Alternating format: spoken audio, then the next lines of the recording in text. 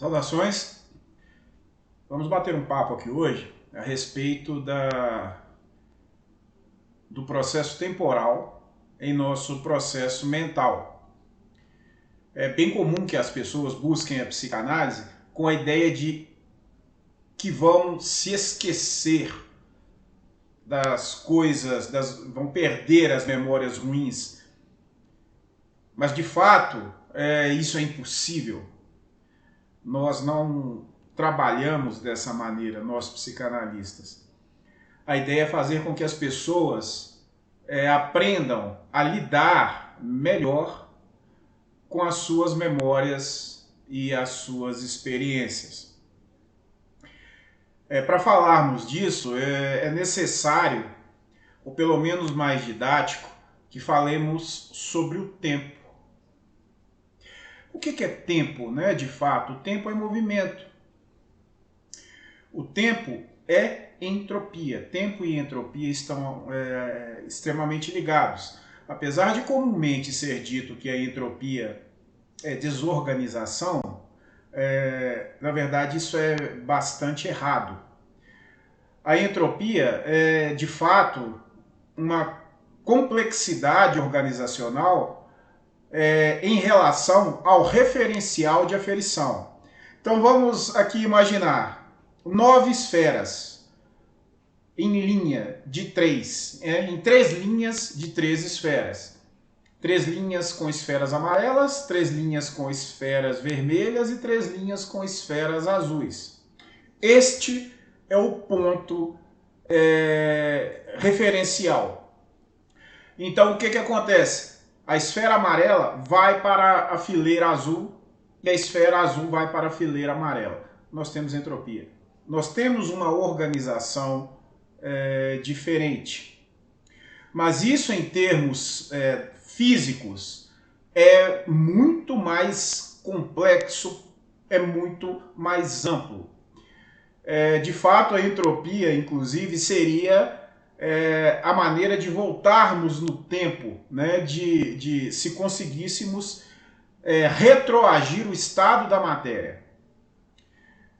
De fato, em aspectos moleculares, a entropia ela pode ser revertida, enquanto a matéria não se desfizer, o material.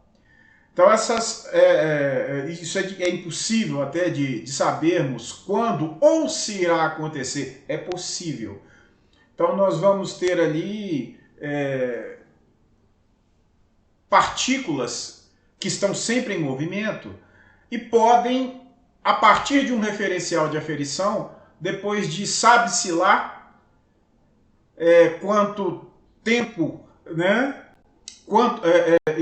Independente do período, voltarem a essa organização de aferição inicial. No entanto, em termos de matéria, a entropia não pode ser desfeita. Então, um cálice cai, se quebra, não há como voltar. Se nós colarmos, ele não vai ser o mesmo cálice, ele não vai retornar ao estado da matéria, a partir do ponto de aferição que era o cálice inteiro.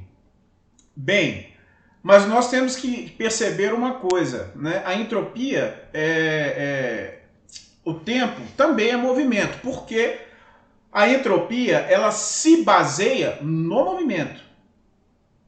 A matéria é movimento, por mais que ela pareça estática aos nossos olhos.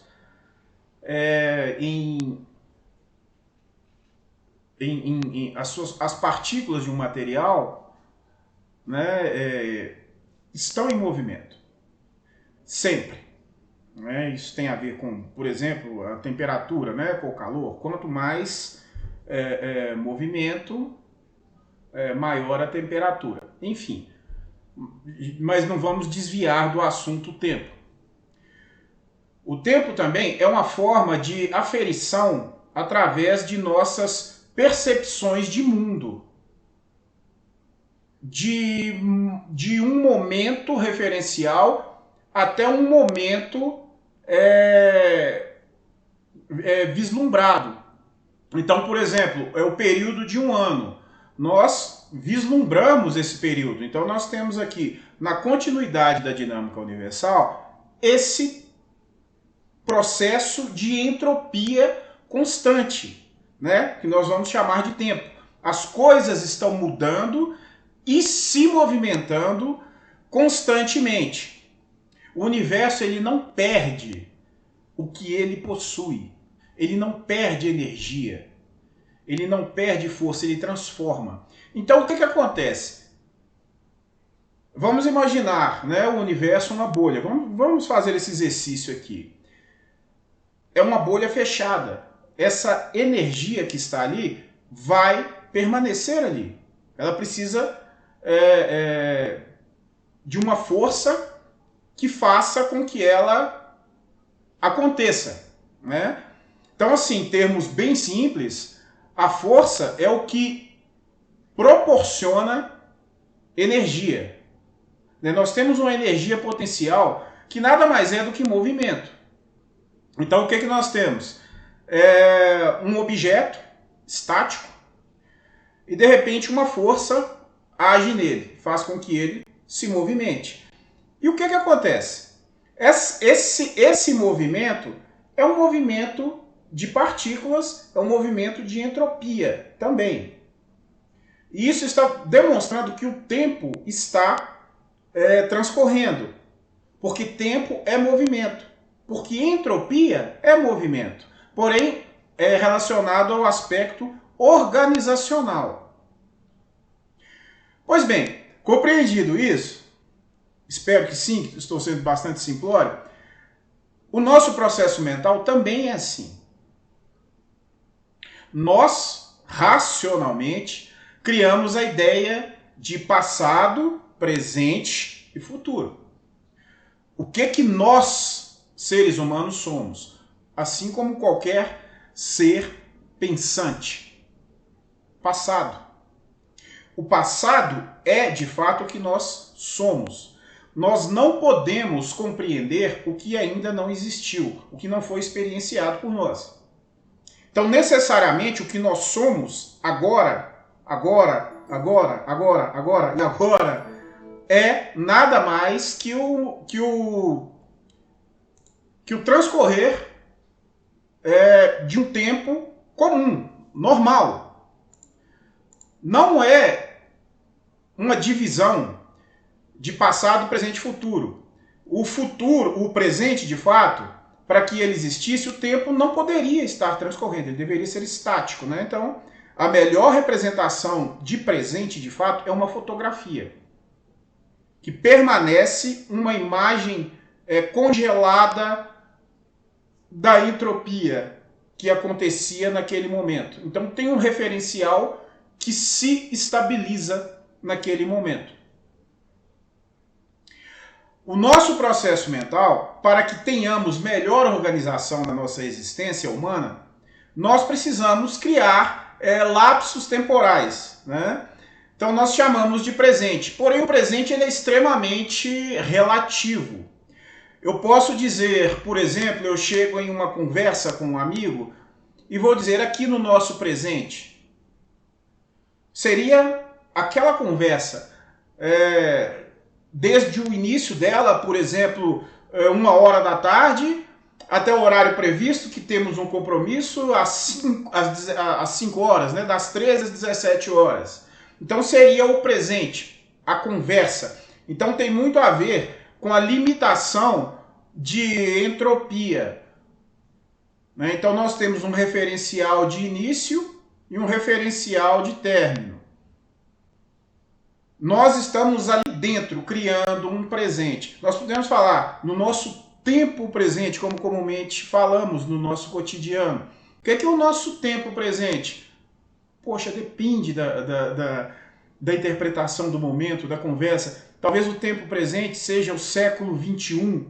Talvez o tempo presente seja a década, seja esse ano, seja uma gestão de um governo, seja um período em que a pessoa está fazendo faculdade, um período de um trabalho provisório, de um curso, é muito relativo. O presente nós criamos, ele é um aspecto de aferição humana. É uma percepção que nós criamos. E o que é o futuro? O futuro é só vislumbramento. Nós, seres humanos, nós nos baseamos nos nossos sentidos, no que ouvimos, no que enxergamos, no que cheiramos, enfim, tocamos. Os nossos sentidos físicos, né, para ficar bem claro, nós nos baseamos neles para percebermos as coisas, criarmos imagens mentais, né? Imaginação, nós estamos criando imagens mentais. Por isso nós necessitamos de experiências. Aquele exercíciozinho bem simples, né? De tente imaginar uma cor nova. Não dá. Tente imaginar um som novo. Não dá. Nós, através das nossas percepções, nós levamos ao nosso sistema nervoso central informações que fazem com que nós percebamos o mundo de fato, né? Nós não enxergamos imagens, né? Nós recebemos informações e transformamos essas informações em imagens do nosso sistema nervoso central, né? Do nosso cérebro. E o que acontece? As nossas experiências ali permanecem. Quando algo se define, ele passa a ser passado. Somente quando algo é definido, ele passa a ser passado. De fato, né? Enquanto nós estamos conversando aqui, somente o que eu disse que deu uma percepção conclusiva é que se tornou passado. O que eu ainda estou falando aqui, todos estão esperando uma conclusão. Nós estamos em um processo ainda de compreensão. Quando for compreendido, passa a ser passado. E é através dessas informações que nós vislumbramos coisas. É através do processo de cognição das informações que temos que nós criamos as coisas. Então nós, seres humanos, nós temos o nosso inconsciente. O que é o inconsciente? É um aspecto de autopreservação e de preservação da própria espécie, desenvolvido por gerações inumeráveis. Então nós temos reflexos de autopreservação, né? Vamos assim falar de maneira bem simplória. Então tudo que nós temos de reação, que as pessoas às vezes dizem, foi uma reação instintiva, ele nem viu. Isso é o inconsciente. Porque essa reação, ela é trabalhada para que a tenhamos comumente no sistema nervoso periférico. Não precisa de passar no nosso sistema nervoso central. Então, através das gerações, a nossa espécie foi entendendo movimentos, ações, condutas que eram eficientes em situações extremas e rápidas. Mas exatamente para nos autopreservar, porque a nossa racionalidade nos mataria em um momento que exigisse uma reação imediata. Então vamos nos imaginar em estado natural, vivendo em meio à natureza. De repente, uma fera nos ataca. Se nós tivéssemos que ter uma reação de pensar no que fazer, se eu deveria correr, será que essa fera está realmente vindo em minha direção? Deixa eu olhar para trás para ver se tem um outro alvo. Mas de fato o que nós vamos fazer? Nós vamos ter uma reação instintiva. Vamos fugir ou vamos lutar. É aí que vem o nosso estresse, né? O estresse, ele é fundamental para a nossa autopreservação. Nós saímos da homeostase e entramos no que a gente chama de funcionamento simpático, né? Então nós temos maior produção de determinadas substâncias para que tenhamos, principalmente na musculatura esquelética, capacidade reativa, tanto para lutar como para fugir.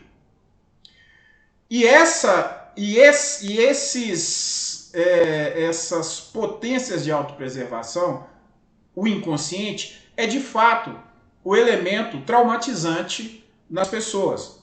Então, quando nós temos uma experiência lá atrás, e essa experiência nos demonstra que, de maneira ampla, né, o inconsciente ele trabalha de maneira ampla, de maneira analógica. Ele não é racional. Ele fala, olha, isso aqui, qualquer coisa que pareça com isso, fuja. Qualquer coisa que pareça com isso, lute. Então vamos colocar um exemplo aqui bem simplório. Uma pessoa sofre um acidente de carro em uma estrada bem movimentada, na chuva. Ela passa a ter muito medo de viajar, principalmente quando está chovendo. Porque o inconsciente vai dizer, olha, não faz isso não. E aí como que nós percebemos isso? Através do estresse. Então nós começamos biologicamente, nós começamos a ter reações de luta ou fuga. Isso que é o estresse. Porém nós estamos racionalizando, né, nessa situação, por exemplo, não, mas eu vou com cuidado, aconteceu aquilo, nossa, eu tenho muito medo, vai que acontece de novo. E aí, às vezes, as pessoas entram em conflitos internos, né? Tentando encontrar explicações tanto para ir como para não ir. Então, é aquela guerra entre o consciente e o inconsciente, entre a razão e as emoções, né? As pulsões que servem para nos autopreservar. E o que acontece? Sempre que nós temos uma experiência traumatizante, o nosso inconsciente, a nossa evolução nos ensina a pegar aquele contexto e criar uma reação automática em qualquer outro contexto futuro. Uma reação de luta ou fuga. Daí o estresse. Então é quando nós temos um gatilho. O que é esse gatilho? É uma percepção ambiental daquele momento em que nós realmente nos sentimos em perigo, ou que percebemos um perigo real. E o nosso inconsciente fala, olha, esse momento aqui leva a um perigo. Então, automaticamente, o nosso corpo ele entra em estresse. E a nossa mente também. E é esse o grande problema. Quando nós estamos, de alguma forma, em tempo... em um período prolongado, pensando em determinada coisa, preocupado com determinada coisa, em um meio ambiente onde coisas ou uma coisa está sempre presente, por mais que digamos que estamos controlados, que estamos bem, o nosso estresse está ali presente, porque isso é um aspecto evolutivo. Então nós vamos ter, inclusive, reações físicas, né? Imunologicamente, nós vamos ter problemas imunológicos. Nós ficamos com a imunidade mais baixa. Nós ficamos mais suscetíveis a doenças, a patologias, a patógenos, de fato. Então o estresse ele é muito perigoso. E por que eu estou aqui agora falando do estresse? Porque é exatamente agora que nós vamos entrar no aspecto da atemporalidade do nosso processo mental. A nossa mente, ela não vai diferenciar o tempo real ou o momento em que estamos existindo, aqui, agora, dentro de um lapso, ou simplesmente estando, sem percebermos, sem criarmos um momento, um presente, apenas existindo, mesmo que de maneira proveitosa, não é essa ideia de se dizer, estou só existindo como se... Não, nós estamos sempre existindo, né, de alguma forma. Mas essa questão de estar, essa ideia de estarmos ali, me perdi um pouco aqui, me desculpe. Tá, beleza. É atemporal a nossa mente. Então, sempre que nos lembramos de um algo em um ambiente ou em uma situação que nos remeta ao processo, isso é, nós tivemos um gatilho, o nosso estresse continua. E o corpo continua. E isso nos torna sensíveis. Quando estamos em estresse, nós temos diversas reações físicas, né? Em um estresse mais elevado. Né? Nos desenvolvemos assim para nos autopreservarmos. Né? Então, por exemplo, olha uma coisa que é comum de acontecer. Quando nós estamos em um momento de luta ou fuga, estamos em funcionamento simpático, a nossa digestão para, quase a zero, o nosso esfíncter involuntário se abre. E aí nós só temos o voluntário para segurar as fezes.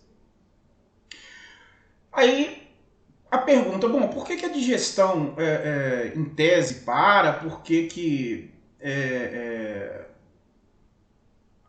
as fezes, né, o esfíncter, né, involuntário vai ser aberto? Simplesmente para termos melhor condição de lutarmos ou fugirmos. Nós precisamos de uma explosão de energia. A digestão, né, vamos simplificando, a digestão, em todo o tubo digestório, desde a boca até o ânus, ela necessita de uma energia muito grande. E como nós estamos em um momento de luta ou fuga para nos autopreservarmos, toda a energia vai ser voltada principalmente à musculatura esquelética, ao nosso coração, aos nossos pulmões, para termos resistência de combate e ou de fuga. Aí o intestino, você fica mais leve. Ficando mais leve quando você elimina as fezes e urina também, ou pode vomitar também, né? No bom português. Tudo isso é um processo de liberação para que o corpo se torne mais leve. O corpo mais leve, ele gasta menos energia, então ele vai ter mais energia para fugir ou para lutar. Isso é um processo evolutivo, percebam. E quando nós estamos no processo mental, esse processo de estresse, ele se prolonga e está presente e se torna presente de maneira constante, mas de uma maneira mais sutil. Em alguns momentos para mais, em alguns momentos para menos, mas ele está constante. E isso é muito ruim. Inclusive, a obesidade, ela é proveniente do estresse exatamente pela reação simpática, pelo estresse, pela ausência de equilíbrio funcional, né? Do nosso organismo, do nosso corpo, de uma maneira geral. Quando nós não estamos fazendo bem a digestão, nós também não estamos usando as nossas reservas, né? Os lipídios, de uma certa forma, né? Nós vamos produzir energia pelos açúcares e pelas gorduras, tá? No bom português. E claro que isso depende do biotipo, inclusive, né? Alguns biotipos vão se adequar melhor a uma fonte de energia. Por exemplo, o endomorfo, ele tem melhor uso dos lipídios do que de carboidratos, né? De açúcares, de carboidratos complexos, principalmente.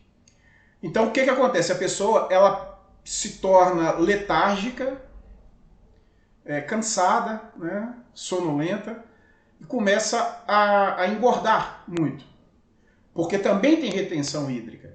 Por que isso? Porque na nossa evolução, alimento não era uma coisa também muito fácil.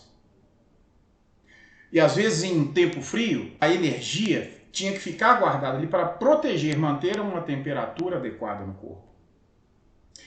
E ficar em um lugar letárgico, a pessoa letárgica, né, ali, lenta, com preguiça, aquela coisa toda, era positivo para a preservação.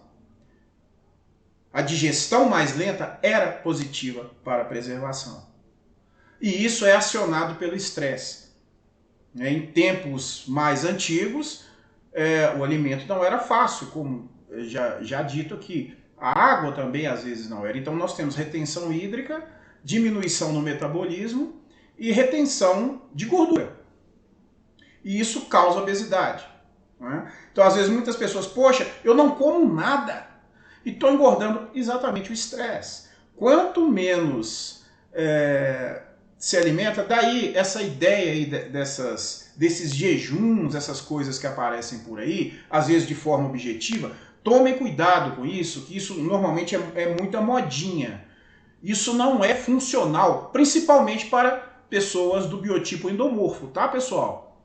Tem muita gente em rede social, muita gente famosa em rede social, mas que muitos, inclusive, estão saindo da área deles, né?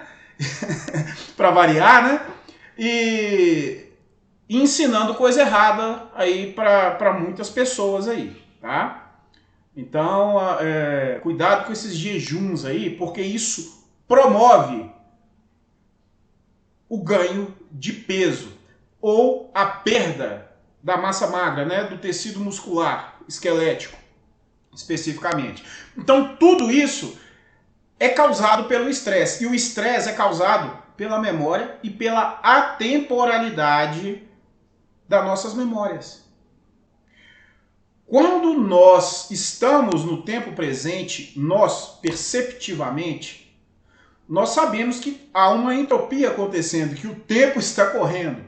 Eu estou aqui vendo, gravando esse vídeo aqui, batendo um papo aqui com vocês, e percebendo que o tempo está correndo. Então eu pego aqui meu óculos, eu movimento, cada vez que eu faço isso eu gero uma alteração na estrutura dele, eu desgasto a estrutura, então eu aumento a entropia e faço com que o tempo exista de fato.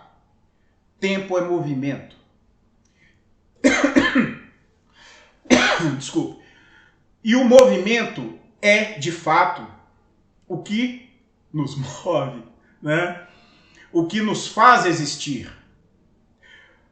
Da mesma forma que eu expliquei no início, quase agora, sobre entropia, sobre mudança na matéria, sobre mudança molecular, sobre mudança nas partículas, a nossa mente também é assim. Então nós não podemos... É uma esfera fechada também.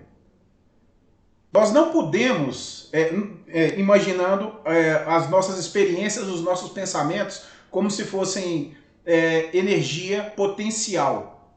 Né? As nossas experiências se tornam energia potencial. E a força se torna o meio ambiente, que seriam os gatilhos que vão fazer com que essas forças sejam utilizadas. Então nós estamos em um constante processo de entropia mental. Há uma organização, uma reorganização constante das nossas memórias. Porém, elas não saem dali. Estão sempre ali e vão estar sempre ali. A menos que a pessoa, né, venha sofrer de algum mal neurológico, por exemplo. Né? Então, o que acontece? Sempre que nós temos um gatilho, essas coisas voltam. Isso é o trauma. Isso, inclusive, o pânico, né? O comum, as crises de pânico, que nós poderíamos tratar de fato como histeria. Né? São manifestações físicas descoordenadas, onde são potencializadas pelo nosso inconsciente em um momento onde o ambiente se torna um gatilho que diz para o nosso inconsciente: estamos em uma percepção de perigo. E como a nossa realidade consciente, racional, não consegue entender, não consegue criar uma solução, a potência continua vindo. Nós estamos naquele momento em que? Estado simpático. Nós estamos funcionando em estado simpático. Musculatura está a 1000. Norepinefrina, adrenalina, coração a 1000, musculatura. E aí, o que acontece? Isso tem que sair, essa energia tem que sair. A força já chegou. O gatilho, o meio ambiente, a situação. A força, ela tem que se mover. Ela não vai ficar, a energia tem que se mover. Ela não vai ficar parada. Então aí agora nós temos uma energia física que também usou a energia da memória, que de certa forma se tornou uma força, para fazer com que o aspecto físico disperse essa energia. Então é quando a pessoa treme, ela começa a transpirar, algumas pessoas vão vomitar, outras vão defecar, urinar. É normal que aconteça isso. Por quê? Porque é um processo evolutivo. Então o que acontece? Quando alguém se medica para curar isso, ela só está potencializando o problema. Nós temos que aprender a tratar as nossas memórias como um fato que vai nos acompanhar pelo resto de nossas vidas. Então nós temos que pegar o nosso inconsciente e falar assim, filhinho, vem cá, você é bastante ancestral, você nos serviu muito bem, e ainda nos serve e vai continuar servindo, mas você fez uma interpretação errada aqui, meu querido. Você criou um leque muito amplo e eu tenho que agora levar para você informações de que determinadas situações não são essa coisa que você quer que seja, que me obriga a ter reações físicas que eu não tenho controle sobre elas, porque elas são ancestrais de autopreservação. Eu não tenho controle, são involuntárias. Então, é através desse processo, o conhecimento, o autoconhecimento, é que leva à autogestão e à superação, de fato, dos problemas. E é isso que nós vamos encontrar na psicanálise. É isso que nós vamos trabalhar na análise. Nós não vamos buscar meios de esquecer, nós vamos buscar meios de colocar tudo em cima da mesa. Deixar que todas as emoções saiam.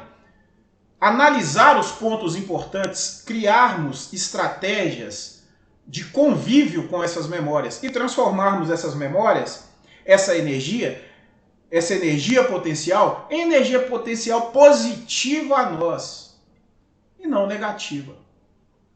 A nossa mente ela não vai entender, mesmo que conscientemente nós compreendamos que é um lapso temporal acontecendo do lado de fora, a nossa mente ela chega em um ponto que o inconsciente, a autopreservação, ela vai fazer a pessoa se esquecer do mundo físico, se esquecer do transcorrer do tempo.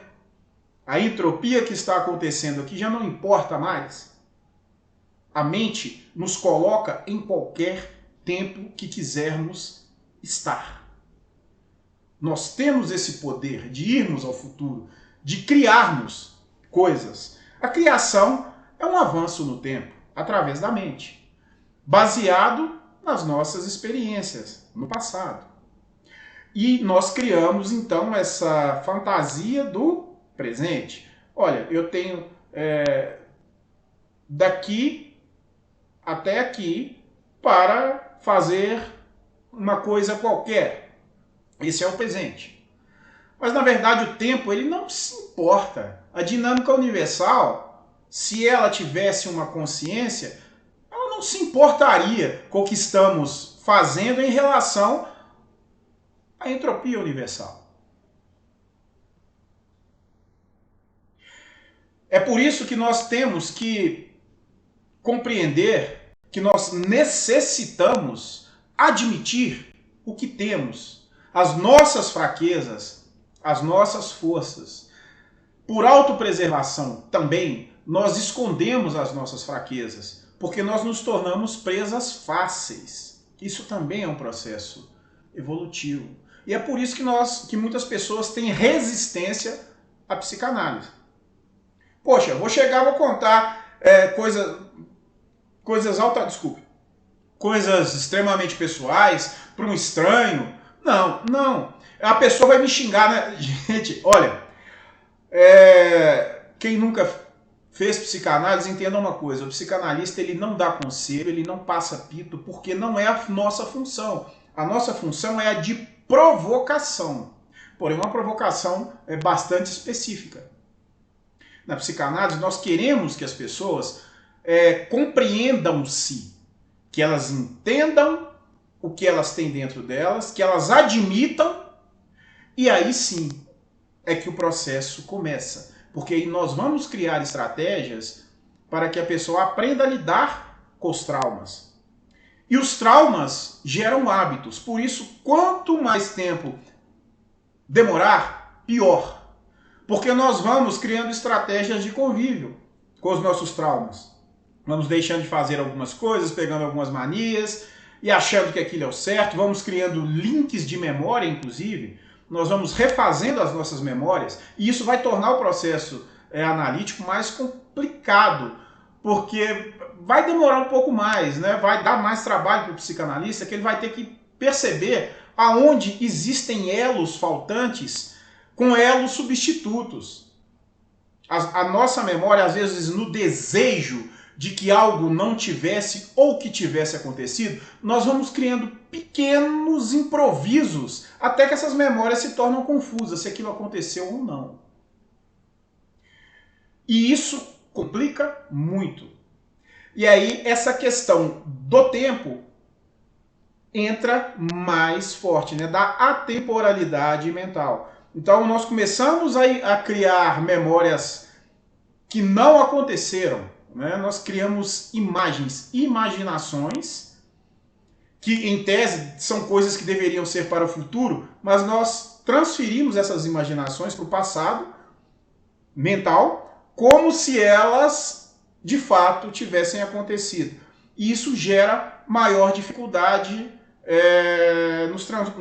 no tratamento dos transtornos, porque isso cria uma negação muito maior do que há dentro de nós. Então nós precisamos conhecer. Né? O conhecimento com C maiúsculo, que eu digo, são os conhecimentos específicos, de áreas específicas, para premiarmos o conhecimento com C maiúsculo, que é o conhecimento geral, que não se divide. O universo ele não se divide em matérias. O universo ele existe em uma dinâmica única. Como seres humanos, seres limitados ainda, nós criamos, por exemplo, a física, a biologia, a história, o direito, a medicina. Nós criamos áreas científicas, áreas do pensamento. Porém, a dinâmica universal ela não trabalha assim.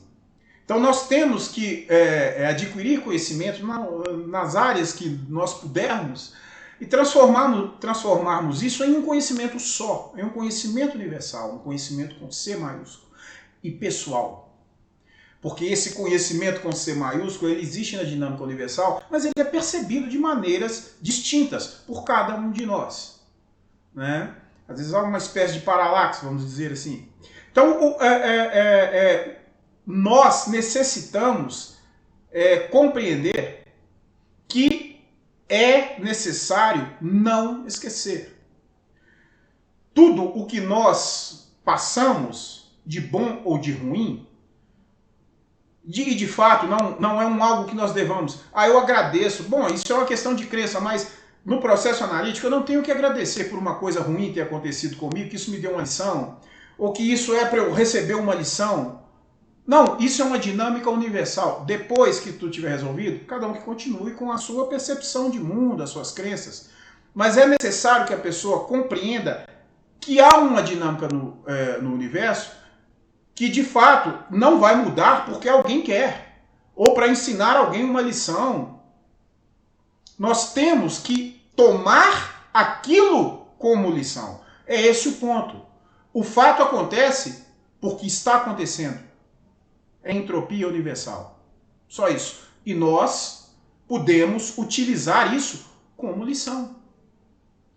Isso também é uma autodefesa, é um processo de autopreservação. Porque se começarmos a perceber que só estamos recebendo coisas ruins, acontecendo coisas ruins conosco, nós começamos a nos sentir diminuídos perante uma hierarquia horizontal e até mesmo hierarquias verticais, né? Hierarquias bem específicas.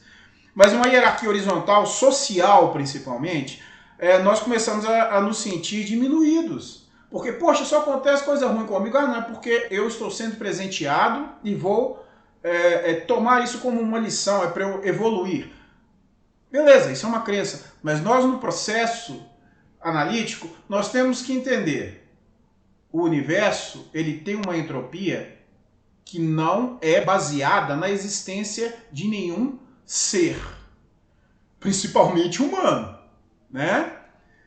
Então, o universo vai me dar uma situação que, se nós analisarmos, ela precisou de diversos fatos, de diversas pessoas, de diversas coisas envolvidas, para colocar uma pedra para eu tropeçar e arrancar a minha unha.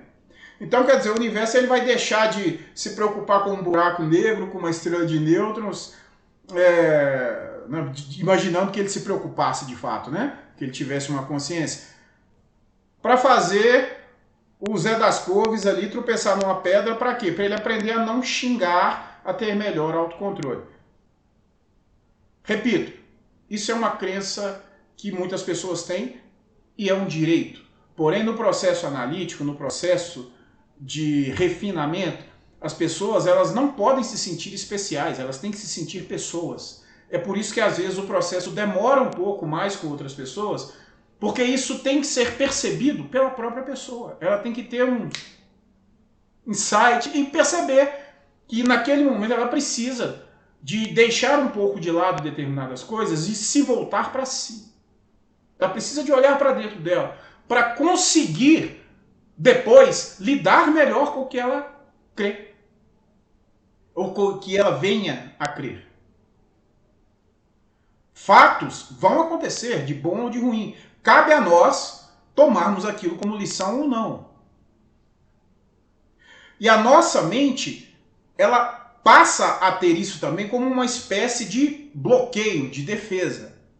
A partir do momento, exemplo, eu começo a imaginar que tudo que está acontecendo comigo de ruim em uma fase da minha vida é algo que serve para me dar algum tipo de lição, que lá no futuro eu vou fazer uma analogia e dizer, aquilo foi bom, eu levei ferro para ser melhor hoje. Isso cabe apenas a mim decidir como aproveitar aquelas coisas ruins para me tornar mais forte por autopreservação. O nosso processo inconsciente vai nos demonstrar, olha, A, B, C e D são perigo. Então, a partir de agora, você entenda que isso é algo perigoso para você.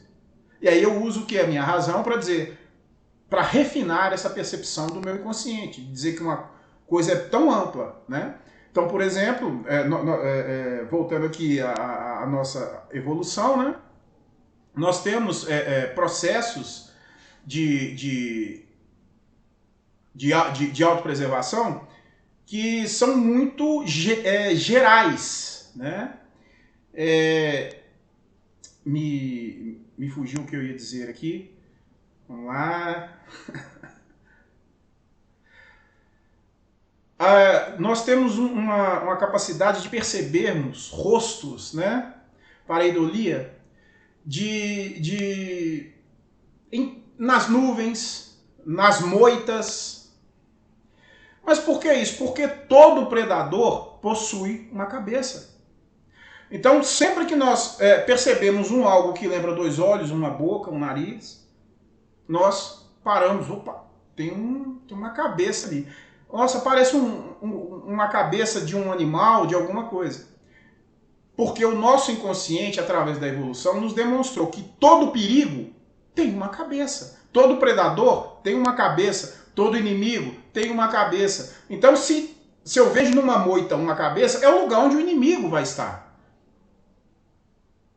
Se eu vejo numa pedra, numa sombra, é onde o inimigo vai estar. Ele vai estar escondido. Então, nós temos essa percepção ampla. Qualquer coisa que pareça, nós já tomamos aquela reação, aquele susto, o coração dispara, luta ou fuga.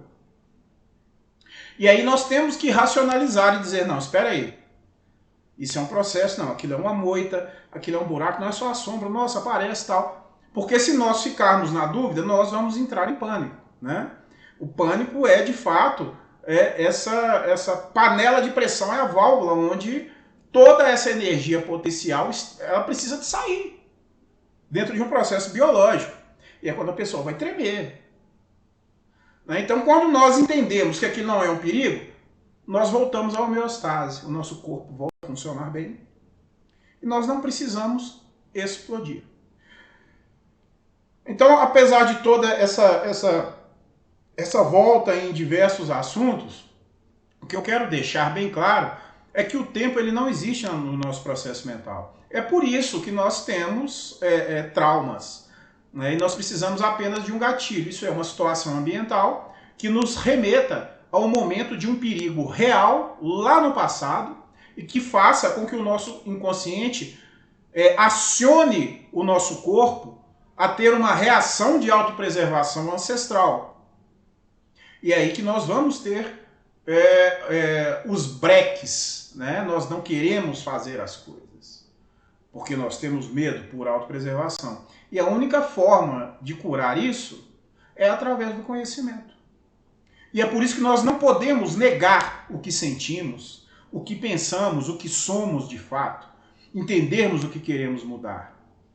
E nós temos que expor essas fraquezas. E é aí que entra, né, o que eu já disse, a autopreservação de, poxa, eu não posso expor a minha fraqueza, porque eu me torno mais vulnerável. Então é necessário um processo de confiança entre o psicanalista e o paciente. Então quem busca psicanálise pensando que vai esquecer, não vai. Quem tenta esquecer das coisas, não vai. É isso que leva a dependências diversas, inclusive químicas, né, negativas, porque todos nós somos dependentes químicos, né? Por exemplo, de água, né? Mas dependências em vício, isso é, defeito. Coisas que nós buscamos fazer para amenizar a nossa desgraça existencial, fazendo com que sintamos prazer. Nós vivemos de maneira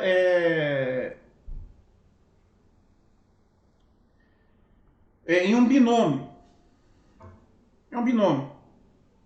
Nós buscamos por prazer e buscamos nos autopreservar. Isso é, medo e gozo, medo e felicidade, né?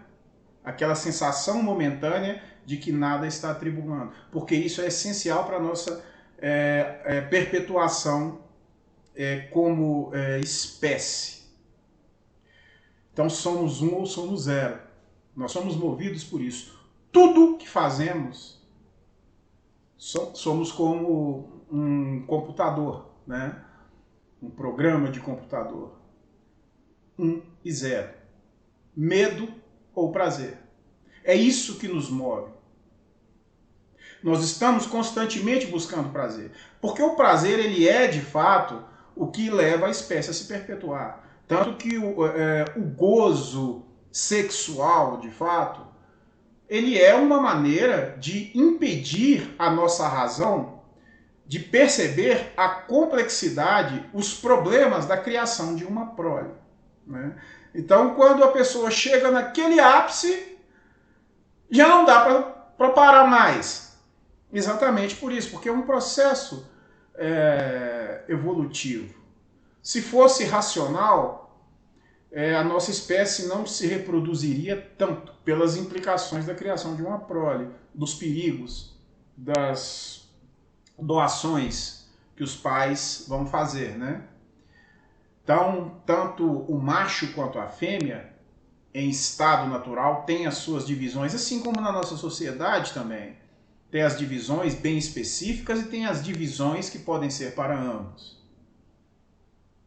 E a nossa espécie, ela necessita disso. Não adianta fazer vista grossa. Nós precisamos de coisas ancestrais. Então nós temos que fazer coisas que atendam ao nosso ancestral. Nós, como seres ainda selvagens no íntimo, nós precisamos de coisas, por exemplo, como caçar. Então, se nós não podemos caçar, não queremos caçar pelas nossas convicções, estou dando um exemplo, nós poderíamos, por exemplo, fazer algo que se assemelhe a isso. Olha um exemplo, tirar fotos da natureza. Então tem muitas pessoas que fotografam pássaros, elas estão no mesmo processo de caça. Estão se esgueirando em meio à natureza, em silêncio, apontando e disparando. Só que é uma fotografia. E elas vão vislumbrar, elas vão ficar deslumbradas com o que elas conseguiram fazer. Como o caçador que se alimentava e se sentia bem com a caça. só que ele tem uma foto ou um vídeo. E isso engana o nosso ancestral e faz bem para as pessoas. Pessoas praticam artes marciais, praticam esportes de corrida, esportes que têm contato com a natureza, que têm desgaste físico. Isso é fundamental. O ser humano ele não pode ficar parado, ele tem que se exercitar. E isso é fundamental para o nosso processo mental. Nós funcionamos melhor, o nosso metabolismo melhora. Nós temos o quê? Uma válvula de escape de energia potencial guardada. Então, quando nós estamos com um estresse constante, nós precisamos dispersar essa energia acumulada no corpo, biologicamente falando, de fato. E essa energia nós vamos dispersar na prática de uma atividade física, de um esporte. Uma boa alimentação, de acordo com o biotipo, de acordo com o estilo de vida, de acordo com algum problema que a pessoa possa ter, alguma patologia, isso vai fazer com que o metabolismo funcione melhor. Isso promove melhor a homeostase, funcionamento geral do corpo. Então nós produzimos melhor as substâncias que nós precisamos para existir em quantidades positivas, equilibradas. E isso tudo é fundamental para o nosso processo mental. Então a análise, a pessoa primeiro ela tem que querer. Não adianta alguém dizer, você tem que fazer a análise, a pessoa ir fazer só por fazer. Às vezes ela chega e gosta, mas se ela for obrigada, não vai funcionar. Não vai funcionar. A pessoa se entupir de medicação, não vai funcionar. Medicação, pessoal, não serve para resolver transtorno emocional. O transtorno emocional, ele se resolve com análise, entendendo o que está levando a pessoa a ter determinadas emoções e sentimentos. Emoções são potências que nós não definimos o que é. E os sentimentos é o que elas proporcionam no nosso corpo. Se a pessoa tem uma crise de pânico, ela pode sim consumir um medicamento ali, naquela crise de pânico, porque existe um perigo de fato ali. Mas ninguém vai se curar com medicação. Tá? Então não entrem nessa de ficar entupindo a cara de remédio. Troca remédio, troca dosagem. Isso não funciona. Mas melhora o sono. Isso. Melhora o sono. Deixa a pessoa com produção menor ou maior de determinadas substâncias. E ela não tem o processo de estresse comum, de autopreservação. O que pode ser perigoso também em uma situação em que ela precisa ter esse estresse. No entanto, o processo mental, que é potência, que é energia potencial, continua o mesmo. Assim que essa medicação não estiver mais surtindo efeito, essa potência, essa energia potencial, vem mais forte. Ela nunca vai ser resolvida com remédio. O remédio é só, a medicação é uma barreira, não resolve o problema. Então ponham isso na cabeça. Se vocês têm um problema emocional, não é medicação que vai resolver. Medicação pode resolver problema neurológico. Ela serve para isso. Medicação é físico. O comportamento, ele não, as emoções, elas não são um aspecto físico, elas geram o aspecto físico, né? As reações físicas. Daí, em alguns casos, a medicação ela pode funcionar para evitar que a pessoa possa até falecer, ir a óbito. Em uma crise de pânico, o coração está a mil, norepinefrina, adrenalina, né? E às vezes a pessoa é uma cardiopata e ela pode, né, ter um problema sério. Aí o que acontece? Ela começa a tomar um monte de remédio para resolver os transtornos. Não, ela vai se tornar uma dependente. Ela pode ter uma medicação em uma crise e acabou. Ela tem que procurar análise. O psicanalista é que vai ajudar ela a se controlar. Não é remédio. Eu sempre bato nessa tecla. É muito comum eu receber pacientes aqui com 7, 8, 9, 10 remédios e dizem, não, eu estou bem. Óbvio, o remédio é para fazer a pessoa se sentir assim. Mas isso é provisório. Depois de algum tempo, a nossa própria evolução ela vai dizer, você precisa de uma solução real. Você precisa resolver isso que está em sua mente e não bloquear as reações físicas. O processo biológico é que é afetado pela medicação. Então esse processo, esse funcionamento simpático, ele é afetado. Cria uma melhor homeostase com a medicação, mas a energia potencial continua lá. E a pessoa vai fazer o quê? Vai ficar se medicando a vida inteira, gerando transtornos, porque toda medicação tem contraindicação, e toda medicação para problemas mentais, né, psiquiátricos, assim dito, no máximo podem ser utilizadas por 3 meses, no máximo. E é comum nós vermos pessoas que estão usando isso aí há anos. Está errado, sim.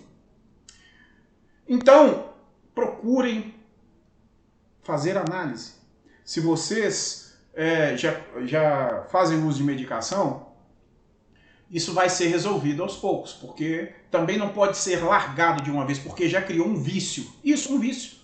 Uma dependência errônea, errada.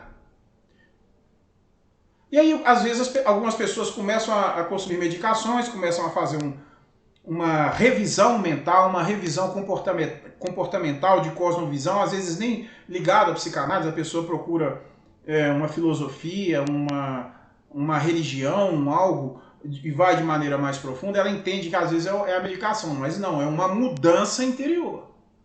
Tá? Agora, se ela continuar utilizando medicação, ela vai ter problema. Algumas pessoas, não estou usando uma medicação só para dormir, porque eu durmo mal, tenho muito estresse. Tem estratégias evolutivas para dormirmos melhor, sem precisarmos de medicação. Não que isso não possa ser utilizado em um caso ou outro por um período bem curto. Porque esse tipo de substância, elas não podem ser utilizadas por muito tempo. Estou falando isso aqui como biólogo. Também não podem ser utilizadas porque fazem mal. Sim. Tá? Então, quando tiverem problema emocional, procurem quem sabe resolver problema emocional. Psicanalista. Tá? Procure psicólogo. Isso vai depender do caso. E às vezes até da preferência da pessoa. Quando é uma coisa mais profunda, mais traumatizante, é o psicanalista. Quando é um comportamento viciante, que não tem tanta afetação no inconsciente, o psicólogo. Em alguns casos, ambos podem resolver. Tem que ter a questão da simpatia do paciente com o profissional. Então procure um profissional que vai resolver o seu problema. Não procure enfiar a cara em remédio, que isso não vai resolver. Isso não vai acabar com o passado que existe aqui. Você, eu, todos nós somos passados, somos as nossas experiências. Nós temos o imago. O que é o imago? É um pedaço do nosso corpo. Do nosso corpo emocional, da nossa mente. Todas as nossas experiências... Desculpa, o clima está muito seco. Todas as nossas experiências nos dão conjuntos de organização de memórias. Isso é, a nossa entropia, ela se torna muito mais complexa, né? Muito mais desorganizada em relação ao referencial. Então, se eu tenho aqui um conjunto de memórias agora e eu aprendo alguma coisa, eu passo por uma situação mais complexa, todas as minhas memórias vão se unir a essa nova. Então houve uma entropia, houve uma mudança muito grande. E isso vai continuar comigo. Isso é um imago, é uma parte de mim. Então quando nós temos que tirar um algo, nós chamamos de endotomia. É arrancar um algo de si, um pedaço de si. Mas esse pedaço que nós tiramos não é a memória, mas um comportamento negativo consequente a ela. Então, uma memória ruim, um trauma, que nos dá vícios comportamentais, né, defeitos comportamentais, elas são retiradas através do conhecimento, através da análise. Por isso é dolorido, dói. É como se você estivesse arrancando um pedaço do próprio corpo. Um tumor, algo ruim. Então é necessário um processo, né, de conhecimento, de exames, de conversas, até a cirurgia, a recuperação, dependendo, a fisioterapia, e todo o processo de recolocação no mundo em relação àquele pedaço faltante, que mesmo negativo era um pedaço. É a mesma coisa no nosso processo emocional, inclusive é até mais complexo ainda, porque o nosso processo emocional é uma coisa só. É uma energia só. É por isso que nós necessitamos admitir o que temos de ruim. Temos que demonstrar as nossas fraquezas. E essa demonstração de fraqueza normalmente é uma grande resistência. Porque as pessoas elas querem dizer, não, eu sou uma pessoa forte, a pessoa se entende em um determinado nível na hierarquia social, por profissão, por condição financeira, por fama, ela não quer fazer análise porque, poxa, eu vou demonstrar as minhas fraquezas, eu sou uma pessoa, o que vão pensar de mim? Eu, uma pessoa X, fazendo análise, nossa, e o que ela está fazendo com ela é muito ruim. A fraqueza, as fraquezas são imanentes a todos nós, assim como as forças. E a demonstração, a admitirmos as nossas fraquezas é fundamental para nos tornarmos mais fortes. Obviamente que não devemos demonstrar fraquezas para qualquer pessoa, até porque muitas vão entender que quando uma pessoa fala de uma coisa traumatizante, de uma coisa que incomoda, ela está sendo fraca, está sendo fresca. Isso é bobagem, etc e tal. Tem sempre, né, os especialistas de hoje, né? Todo mundo entende de tudo. E aí o que acontece? Essa pessoa ela acaba se sentindo mal, porque quando ela fala de uma fraqueza, as pessoas atacam. Isso é, usam o que ela fez de fato para demonstrar fraqueza. Então, se é fraco, deixa eu atacar. Porque não é uma ameaça a mim. Então, eu vou atacar o outro. Então, isso também é um processo evolutivo. Entendermos as pessoas quando demonstram as suas fraquezas, de não atacarmos elas. Elas não são nossas presas.